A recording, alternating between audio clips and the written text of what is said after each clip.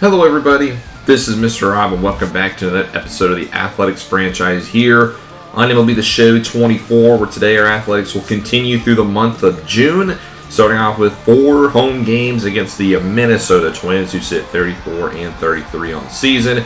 We're excited for this, so make sure you drop a like and you subscribe down below, especially if you want more franchise content, as we look to build some consistency. Every game we watch of this Athletics team, they win. All the ones we don't watch, they lose. So hopefully we can fix that here today. Jose Butto will be on the mound for the A's today. It's been an up and down season for him. And he'll begin against Willie Castro, who begins the day started by hitting a high fly ball to deep left field. That'll be caught by Lawrence Butler out there today. And we'll take a look at this Twins lineup. Next up, we'll see Alex Kirilloff, followed by Edward Julian, Royce Lewis, Ryan Jeffers, Matt Wallner in right, Carlos Correa at short, Garrett Cooper at first, and in left field, who's been very disappointing in his last 10 games, Zach DeLoach. Here's Kirilloff up next as well. He's going to hit this one also to deep left center, almost the same spot that Castro hit his, except this time going to be caught by Ruiz. 2 down now for Julian, who's going to hit this one deep into center, and 3 fly balls will get through the first for the A's. As we'll head to offense, where Jeff Hoffman, the former Philadelphia Philly, will grace the mound for the Twins. Signed a 2-year, $14.6 million contract in the offseason. Hasn't been the best season for him, looking to turn around with that .479 ERA. As leading off for the A's will be Gio Urshela, who swings through strike 3 to get the first out. That'll bring up Ryan Noda up next, who's been very hot since coming back from injury, but he flies out to center. We'll take a look at the A's lineup. Kind of an odd lineup today. Soderstrom is out with a minor injury, and I forgot to honestly change the order. So Rooker will be third, and Butler will be hitting in the 4 spot today, followed by the 5 spot Shea. So our 100 hitters are hitting 3, 4, 5. Not ideal. Ruiz in center, Logan Davis in the designated hitter, Nick Allen at short, and then Zach Geloff at second. As here's Brent Rooker up next. He's going to hit this one nicely into right center, but a great play out there, caught by Castro. A web gym type effort to end the first. We'll say with the A's going bottom 2 now, where here's Lawrence Butler getting his first at-bat of the day. And he flies out in foul territory. Nice ground covered by DeLoach. Jay Langolier's up next. Full count pitch. Hits it over to third. Nice diving effort. But they have air mails to throw out of play. So a great start for Lewis, but it's going to be an E5. So he'll take second for Esteury Ruiz, hitting .261. One of the best clutch hitters in baseball, and he delivers here. Single into right. They're going to wave Langoliers, and he just beats the tag. The Athletics are on the board first. RBI single from Ruiz. It's 1-0. Logan Davidson up next. He slaps one into left, so back-to-back base hits for the A's. Have 2 runners on, 1 away for Nick Allen, who swings through a high splitter for the second out of the inning. How about Zach Geloff hitting in the 9 spot? He slaps it down the first base line and fair. That's going to be some trouble. 1 run's going to score with ease. Davidson has some speed as well. He's rounding third, being waved home. He will be safe, but Geloff will try to get 3, and he won't. So it'll be a 2 RBI double for Zach Geloff. 3-0 A's to end the second. As we go top 3, and Cooper hits this one just down the left field line. Oh, wait, it's actually fair. That's a solo shot then for Garrett Cooper, the former Chicago Cub. I honestly thought at first glance that one was foul, but it was fair. It is definitely been confirmed that the ball disappeared behind the foul poles. I don't know what I'm looking at. But the Athletics win 3-1 now. Not win, but they're up 3-1. Going to the bottom of the third now. Here's Rooker looking at strike 3. Good pitch by Hoffman, but right after this batter, he would be pulled from this game. So he only goes 2 2/3. And Pablo Lopez, the 2-time All-Star, will take the mound. Has not been an All-Star season for him in this one. But he has 2 down, and Lawrence Butler at the dish, who hits it up the middle. Good effort at short by Correa, but it's going to be an infield single. So chance now here for the A's. Langolier's up next, but he pops this one up into shallow right center. And it actually lands in no man's land. That's going to get down for a hit. A run scores because it's 2 outs, and the A's lead 4-1. So a blue base hit keeps the inning alive. And then Ruiz up next, one of the best clutch hitters in baseball. He already has 1 RBI, but he pops up to center. But the A's get 1 back. It's 4-1. Going top 5, here's Garrett Cooper, who just homered in his last at-bat. He looks at strike 3 on the inside. That's a 6K of the day for Butto. And Zach DeLoach, who's been in the slump, takes the batter's box. He did single in his first at-bat. And then here in his second, he will also single. So maybe that's what Zach DeLoach needs to get out of this little rut. 1 on now, 1 away for the top of the lineup. Willie Castro, who looks at ball 4. Now Butto has walked a batter, and the tying run is at the plate. It's Alex Kirilloff, 0 for 2 on the day. One of the better hitters on the team so far this season. He hits this one up the middle. Geloff with a great effort, knocks the ball down, but everybody is safe. And now his bases loaded for the Twins. Massive jam here for the A's, and we're not going to take any risks. But it will be pulled from the game. And Chris Martin, a fresh arm, will come out of the pen. Hasn't been the best year for him. We're going to task him with trying to get out of this jam. Julian up next. Strike 3 inside. That's a big strikeout. Because now all you need is one more out. It's going to be Royce Lewis, who's 0 for 2, and he does lead the team in homers so far this season and RBIs. As he gets a 1-1 pitch and slaughters a slider to deep left field. This one is out of here. It's a grand slam for Royce Lewis. And the Twins, with one swing of the bats, now have the lead. 18th homer of the season. Yes, he leads the Twins in homers. That was definitely foreshadowing. As now Minnesota is up 5-4 for the first time in this game. And we blow another big lead. 2 down, Ryan Jeffers, chopper back to Martin. He's going to field it. That's going to be another crooked number going against our pitching staff. We got some work to do to get back in this one. How about bottom 5? Noda leading off. He slaps it down the left field line. It's great to have Ryan Noda back in the lineup as he legs out a leadoff double. Leads the team in doubles so far this season. He's got 16. Brent Rooker up next. 0-2 pitch to him, and he swings absolutely hilariously at a slurve. That's the first out. How about Lawrence Butler? 2-1 to him. He hits this one to left field. It's got some slice, and it's going to slice away from the outfielder, and it's going to bounce over the wall. A ground rule double ties the game up. Butler has really struggled this season in the majors, but he comes through here. Langoliers then strikes out, as we have 2 down now for Ruiz. Runner in scoring position again, and he's going to slap this one, but it's going to be caught. I thought that had more carry. But we tie it up here, 5 apiece. As Craig Kimbrell will now come in later in this game, the 3-time reliever of the year. Has not been that type of season. Really struggled so far to be in June, but he gets the final out of the 6th inning. And we'll go now into the 7th, where Joe Barlow will come in and relief for the A's. Our Rule 5 pickup in the offseason's one of our best relievers. He's got 1 down here in the 7th, and he gets Castro to ground out to Allen. So Barlow just needs 1 more, and it's Alex Kirilloff, and he swings through a nice curveball. So we stay tied at 5. Steven Okert now on the mound for the Minnesota Twins. As somebody's got to break this tie. He'll get the 7th inning with Gio Urshela leading off, who gets jammed. But he's going to do what Gio does, and that's slap one into right field for a base hit. Noda now at the plate, who doubled in his last at-bat. He hits a fastball high into left field, but it'll not be deep enough as it'll be caught by Deloach. First out of the inning. I'll bring up Rooker next. First pitch to him. He's got an outside fastball, and he crushes it to right center. No doubt about this one. Rooker breaks the tie. A 2-run shot for Brent Rooker, who has been wildly inconsistent. But when you give him a left-handed pitcher, he will make you pay. 10th home run of the season for Rooker, despite hitting under 200. And the A's have the lead again, 7-5. Lawrence Butler now at next, 2 for 3 on the day, mind you, as he is hitting like almost 100 going into this game. But he gets the second out with a pop-up. Langoliers up next. He gets fooled on the inside slider, but we have a lead going to the 8th, which means we'll turn over to our newest pickup, Tony Santillan, who we claimed off waivers a couple episodes ago from Kansas City to be our setup man. First batter he faces Julian, who grounds it right back to him. Easy play for Santillan. Royce Lewis up next, 2-2 pitch, hits it high and deep to left center, but Butler is over, and he'll make the play. Jeffers now up next, 1-1, shot on the ground to Allen, and Santillan will get through the 8th inning with ease, as it stays 7-5. We'll go bottom 8 now, where Chris Stratton, the former Kansas City Royal, was acquired back in April, will come into the mound, trying to keep this a 2-run deficit, as he gets Ruiz to fool on the slider. First out of the inning. Logan Davison up next, who's had quietly a pretty decent season for still a second-year pro. 0-2 to him, though, and he swings through a slider as well. Back-to-back Ks on the slider from Stratton. I'm going to bring up Nick Allen, who doesn't pull the trigger on a changeup. So we'll have a 2-run lead going into the 9th, where we'll turn it over to our closer, John Brebbia. Picked up from the White Sox on a 1-year contract. He's been pretty solid, 14 for 16 so far. He's tasked with getting up number 15 here. As he gets Wallner up first, who chops it through the right side of the infield. And just like that, the tying run is now at the plate.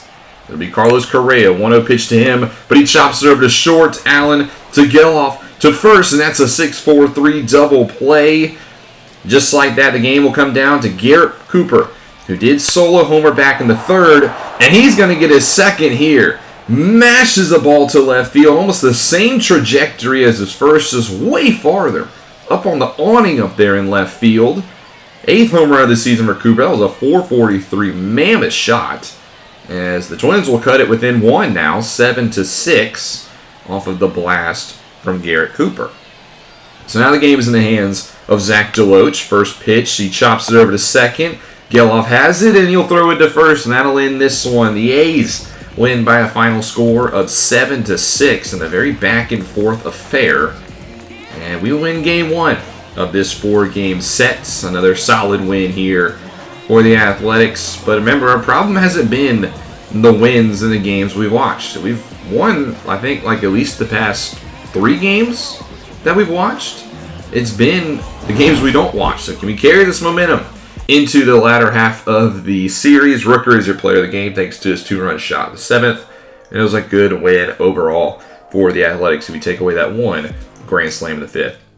We lose the second game 2-1, so we lose another sim game. As this time it was Freeland who pitched well, but Craig Kimbrell with a bad inning gets the loss.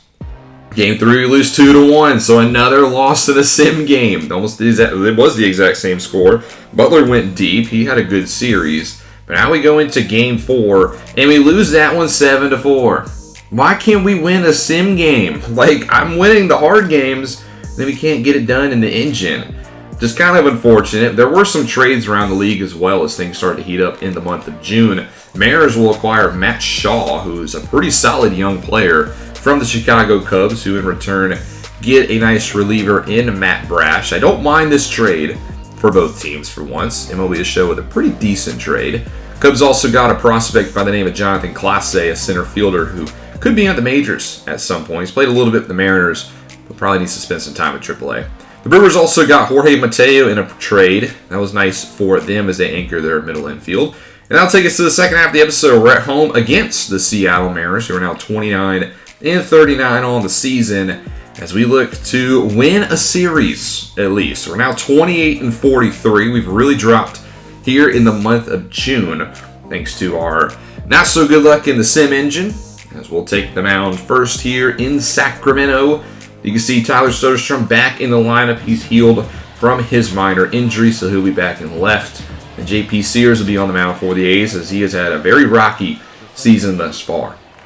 Tim Haggerty will lead all 4 of the Mariners, and he'll begin by skying this one at the infield, where Noda will make the first play. And we'll take a look at this Seattle Mariners offense. Matt Shaw not in the lineup, even though he was just acquired. We'll see Ty France followed by J.P. Crawford instead at short. Mitch Garver, who leads the team in homers with 13. Enrique Hernandez, the DH. Taylor Trammell in center. Mitch Haniger in right. Tyler Locklear at third. And Dominic Canzone in left. Ty France up next, 0-2 pitch. He hits this one well into right center. Rooker, though, is over, and he makes the grab. So a quick 2 down now for the Mariners. We'll bring up J.P. Crawford, who will also hit this one to the gap, but this one will not be reached. That one hops off the top of the wall. A 2-out double for J.P. here in the first. Trying to get through the inning is Sears, as he has Mitch Garver up, who crushes this one to left field, and this one is out of here. Mitch Garver with the first inning 2-run homer. Like we just said, leads the team in homers. That has seemed to be our Achilles heel this episode, as that's the 14th of the season for the catcher. And Seattle jumps out to an early lead, 2-0. So Sears just trying to get through the inning now, brings up Enrique Hernandez, who bloops this one into right. But Rooker will make the grab to end the first. We'll go top 5 now, as we didn't look at the bottom half of the first. So it was not much for the A's, as the Mariners will single to begin. Locklear up next. We'll chop this one over to third, as that will turn into a 5-4-3 double play. So Sears settling down now since the start of the game, as that'll bring up Dominic Canzone. As he's 0 for 1 on the day, he chops this one over to short. Allen with a nice play to his right, and he gets him at first. That's not easy. We'll go bottom 6 now. Again, I'm sorry, the first half of the episode kind of was a little choppy.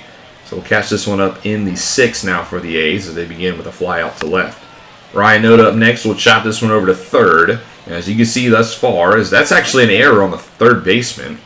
E5 will keep this inning alive, but the A's offense has really not done much today.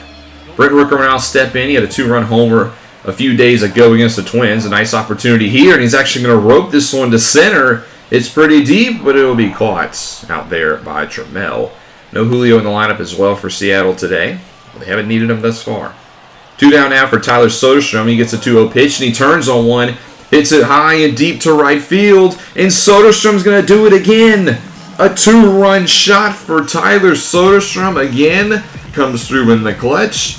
And again, he's going to hit a Soder pop when we need it.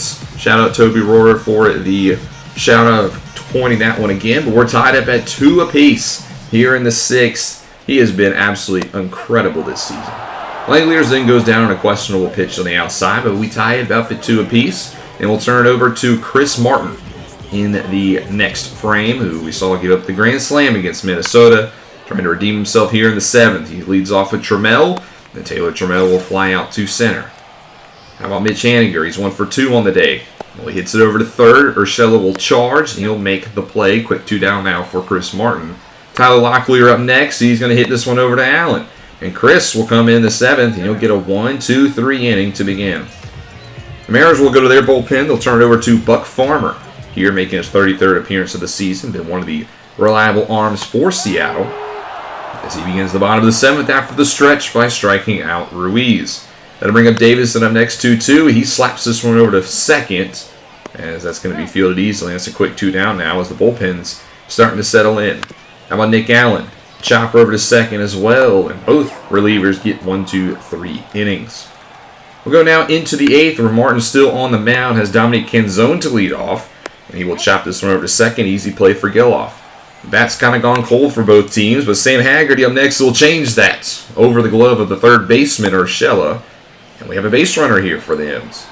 How about Ty France? 1-0 pitch. Well, he takes it, and Haggerty actually goes and swipes second. So now a runner in scoring position for Seattle and Ty France, who we saw in our Mariners series is pretty good in the clutch, and he does it here. Down the third baseline and fair. That's going to be an RBI for the Mariners, and they retake the lead 3-2. So Martin will then be pulled from the game for Craig Kimbrell, as he's going to be looked to strand the runner on first with 1 down. He has J.P. Crawford, who's 1 for 3, and he's going to bloop this one to right. Rooker will charge and make the play. And now you got 2 down for Mitch Garver. 2-2, he swings through the curve, so a good job by Kimbrell to stop it from getting worse. The Mariners now with the lead will turn it over to Gregory Santos to hold on to this game in the 8th inning. He'll begin against Zach Geloff, the 9-1-2, as he walks the 9-hole hitter, so Zach will take first base. That'll bring up Gio Urshela, hitless on the day. Averages drop now to 278. He gets a 3-1, and he also draws a walk. So back-to-back walks for Santos. Puts 2 on for Ryan Noda. Full count pitch to him, and he also draws a walk. So Santos walks the bases loaded. The Mariners don't waste any time in pulling him because he obviously doesn't have his stuff. They're going to turn it over to Taylor Saucedo. He's going to be tasked with trying to get out of this jam. Full count, or 2-2. He swings and misses his Rooker. That's a big strikeout because now you can turn a double play and get out of this. It's Tyler Soderstrom, though. Do you think he's going to hit a double play? Of course he's not. He's going to hit this one into center. It's not very deep. We're actually going to tag Geloff. Close play, and he gets the safe at home plate. So Soderstrom again comes through. He's got all 3 RBIs on the day. And it's tied up at 3 apiece, where Langeliers will fly out to right. So we go into the final frame in the 9th. Lucas Urseg will get to the call. Recently brought back up from AAA. Had a pretty good stint down there. He's going to get some at 9th inning work today. He leads off with Enrique Hernandez, who hits this one into left center. It's going to be caught. First out. Taylor Trammell up next. Shot over to first. What a play by Noda. Hot corner at first today. It's now 2 down. Haniger flies to deep left center, so Urseg will get through the 9th. He does his job, and now we have a chance to walk it off in the bottom half. Ruiz will begin with a full count. He'll draw a walk. So Taylor Saucedo stays on the mound, but he puts the fastest man on the base pass. That's not ideal, as now Logan Davison will step up, 0 for 3 on the day. Switch hitter hitting from the right, but Saucedo with his slow delivery will allow Ruiz to steal second. Second stolen base of the day for Ruiz, 10th of the season. And now he's basically a base hit away. And Davidson's going to hit it through the right side of the infield. Ruiz will be waved home. The throw will be offline. The A's are going to win it. They walk it off here in the 9th inning. A go-ahead hit from Davidson, who, again, like I've said earlier, has had a really solid season. It's great to see the young man start to step into his role as an everyday player. And we take Game 1 here against Seattle again. Winning Game 1 of a series has not been our problem, winning these first ones. But can we finally carry this momentum into the latter half of a series? I'm tired of winning Game 1 and then losing the series. We got a chance here against the Mariners. We'll see if we can get it done as Soderstrom gets player of the game. He had 3 out of our 4 RBIs. But we win Game 1. Game 2, we win as well. 8-3. We finally are going to win a series. As the offense comes alive, we get to them early. Geloff homers twice in this one. And we pick up the victory. And then Game 3, we win 8-5. So we sweep the Mariners. That's a great episode ender for us. As again, the offense with 8 runs. We get to the Seattle Mariners pitching staff. A couple trades around the league that are interesting. The biggest one is the Guardians. They acquire Kyle Wright, but they give up Domingo Rosario to a rival in Kansas City. Wright's a pretty solid starting pitcher. He'll anchor and help beef up that Guardians pitching staff. He just has to get back to form. But they gave up a lot for him. They gave up Domingo Rosario, who's one of the best prospects in all of baseball. Actually, the best relief prospect there is out there. And on the top 100, he's the number 4 prospect. So the Guardians gave up a lot, hoping that Kyle Wright will rejoin his old form. But then get some more trades. Again, division rivals the Royals and the Twins make a deal, while the Diamondbacks send Ahmed Rosario to the Mariners. We'll start off with the AL Central trade. The Royals get Willie Castro, a second baseman who could play a lot of different positions.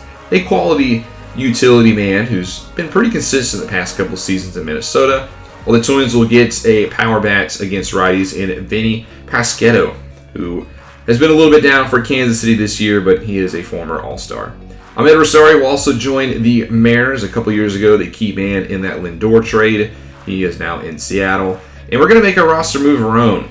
Dale Hernandez has kind of hit that 70 threshold, and he's been playing pretty good in AAA, so I think it's worth giving him a shot. He was not very good for us last year. He was our starting shortstop, went down to AAA, but he seems like he's been pretty consistent down there, so I'm going to give him another shot at the majors. And of course, who are we going to send down? We're going to send down Lawrence Butler, who continues to just bounce back between Sacramento and Las Vegas. Next episode, we'll go on the road where it'll be 9 straight games away from home. We'll go 3 against Chicago, and then we'll go to Atlanta for a 3-game set. And hopefully we can carry this momentum. We just swept Seattle.